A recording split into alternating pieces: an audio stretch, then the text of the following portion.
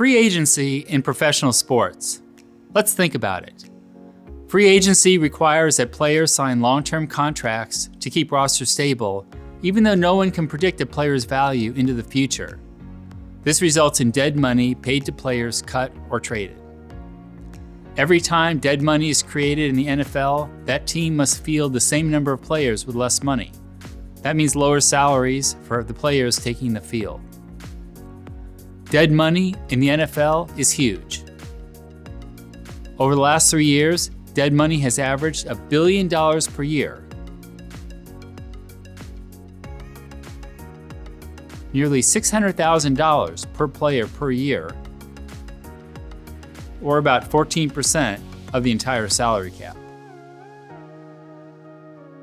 Dead money doesn't include money lost to players who don't live up to expectations but stay on the team, like the quarterback who signs a 4-year contract for $150 million and then has the worst year of his career. Free agency and long-term contracts are risky for teams. Free agency hurts players by having salary dollars reduced for dead money and overpaid players, even though most players never get the benefit of a long-term contract. There is an alternative to free agency where players are reselected every year. There are no long-term contracts, but rosters remain stable. The system is less risky for teams and pays players more fairly. Don't think that's possible? I'm going to show you how. This is the tiered salary system. Of note, the tiered salary system works best with a salary cap, so we'll assume a salary cap is already in place. When we think about selecting players, we think about the amateur draft. The amateur draft works by putting teams in order, usually worst picks first. Teams take turns selecting players. Once a team picks a player, the player is instantly on that team. Importantly, players have no input where they go. We'll call this process the draft sequence. In the working world outside of sports, this isn't the way workers are hired. Think of 3 stores that need workers. The stores send out offers to workers they want to hire. Workers generally accept the first offer they get. But nothing prevents workers from getting offers from other stores. If a worker at store Green gets an offer from store Red, but likes Green better, the worker will turn down Red's offer and stay with Green.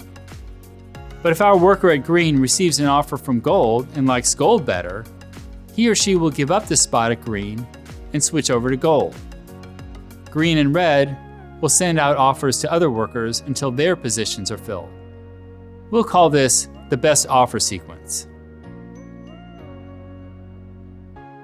Allowing workers to accept a better option is why the best offer sequence works. The 2012 Nobel Prize was given to the economists who figured out that the best offer sequence gives you a stable labor market design. The technical name for this sequence is the deferred acceptance algorithm. This is the magic.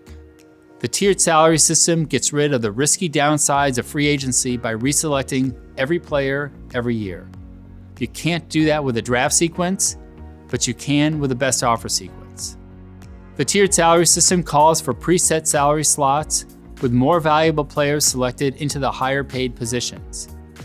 You just need to add a few modifications and some technology to the best offer sequence. Let's get on it. First, every player submits a list of teams in order from most to least favorite. Instead of players deciding on offers as they come in, the players decide in advance. We'll call that a rank list, and it will be confidential.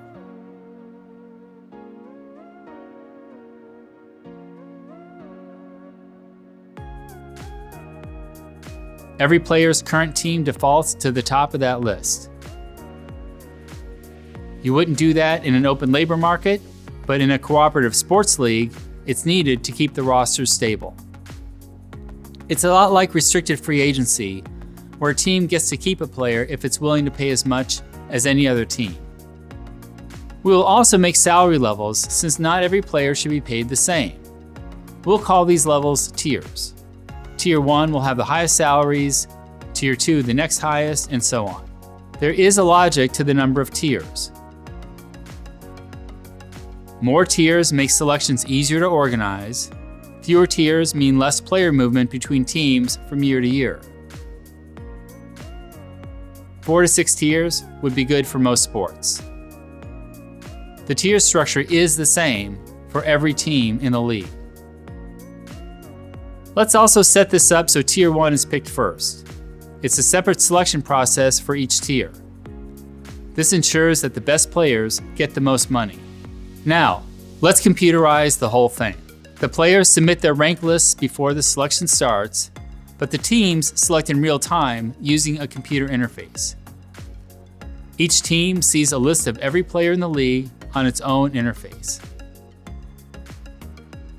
The computer knows which player each team has selected and how many positions each team has left to pick.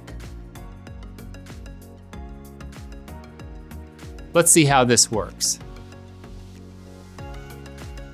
Imagine John Smith's rank list has the Lions, Bengals, and the Bears in that order. Remember, no one knows that rank list except John Smith and the computer. The teams don't know it.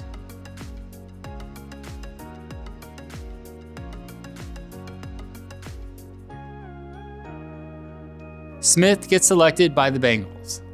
Later on, the Bears want to select him. The computer won't let that happen because the Bengals have already selected Smith and the Bengals are higher on his rank list. The team is giving Smith his choice. On the other hand, the computer will let the Lions select Smith because he would rather play for the Lions than the Bengals. We can make this easy by color-coding the players. The computer shows the status of each player as it pertains to each team. Thus, every team's interface will look different.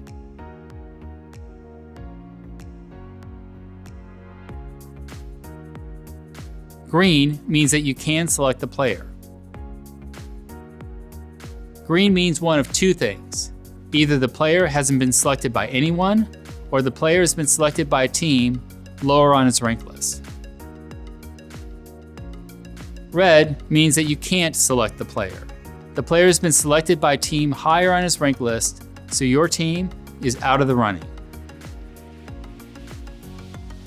Blue means that your team has selected the player, but it also means there are teams higher on his rank list that could still select him. If a team higher on the player's rank list selects him, the player will disappear from your tier and create a vacancy for you to make another selection.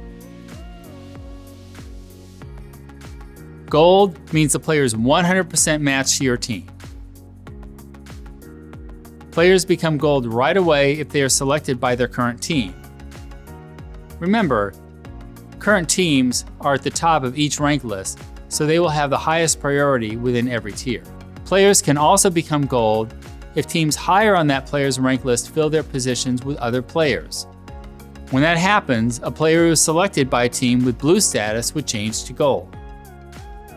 No team can select a player that was matched at a higher tier, so players matched at a higher tier are red for all teams in all lower tiers.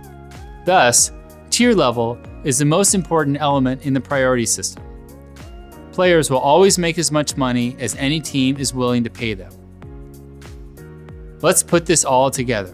The process is called the match.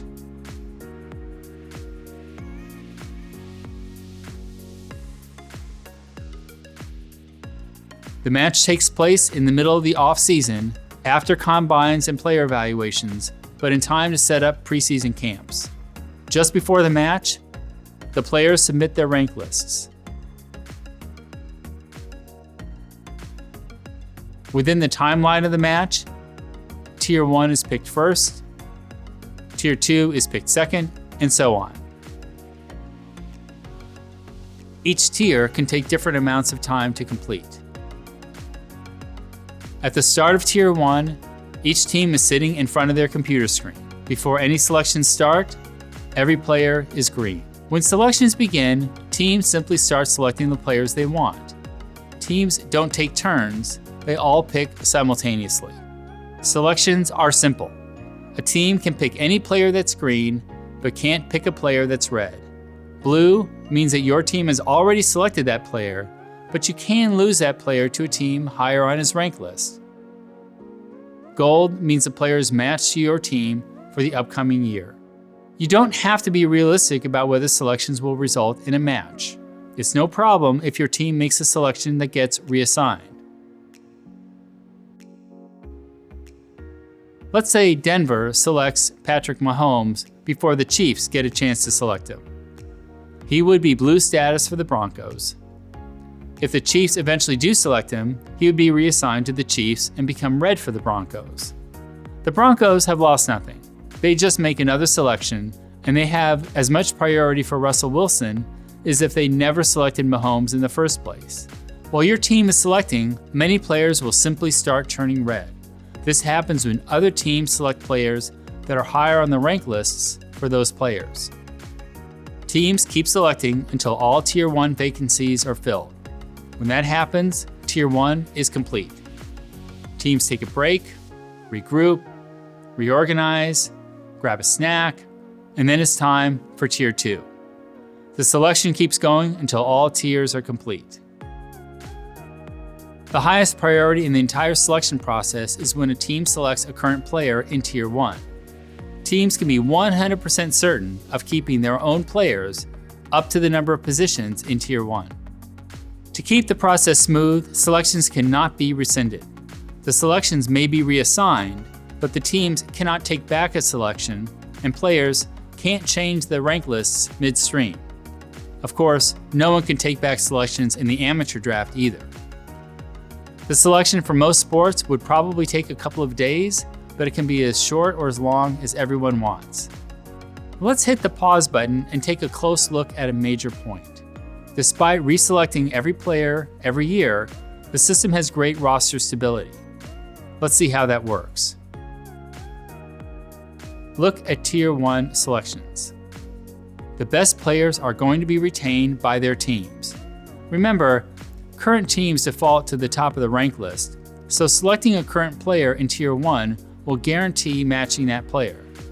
Kansas City will select Patrick Mahomes, the Vikings will select Justin Jefferson, the 49ers will select Nick Bosa, and so on.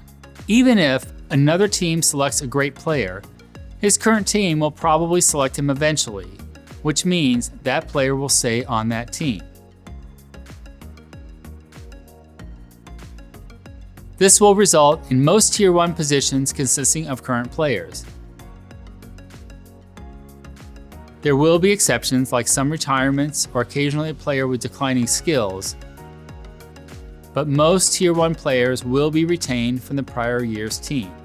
This same incentive structure will continue for Tier 2 and for the tiers that follow, keeping the rosters very stable. Salaries are best determined by the ratios between tiers. The NFL, for example, has 53 players on the regular roster. A sample tier structure could be made with 6 total tiers, 8 players on the first 5 tiers and 13 players on Tier 6. This is just an example ratio among the tiers. Tier 1 players would make 12 times the Tier 6 salary, Tier 2 players would make 8 times, and so on. If we had those ratios, with the 2023 salary cap of $225 million, Tier 1 salaries would be $10.6 million, and Tier 6 salaries would be $888,000. These are only sample salaries. You can alter the ratios to give more money to the star players or flatten the salary curve. Player contracts are all standardized, created by the league and the players' union. Standardized contracts vetted by the union are to the benefit of the players. There are no individual negotiations, holdouts, or contract delays. Business strategy takes a back seat. Teams succeed by judging talent. Players succeed by being the best players they can be, not by having the best agent. And speaking of agents, since the system matches players with teams and assigns salaries, agents aren't needed. The NFL would save roughly $200 million per year in agent fees. This reason alone is enough to consider the tiered salary system. Let's discuss another major topic, a mechanism for giving the best players true superstar salaries. At first glance, everyone on Tier 1 makes the same salary, which may not be fair to the true superstars. Money can be redirected from the regular tier structure and handed out as postseason payment to those players who have been deemed to deserve salaries above the normal tier structure. We call this postseason payment the Superstar Bonus. A Superstar Bonus can be given to a select few, or bonuses can be given to a sizable number of players. No one gets a Superstar Bonus because a player was predicted to have a great year. The Superstar Bonus is given at the end of the season after a player has met the criteria which was predetermined for that bonus. The Superstar Bonus doesn't affect the selection process, so the Superstar Bonus won't affect which team an athlete will play for. Finally, the tiered salary system will not change the salary cap.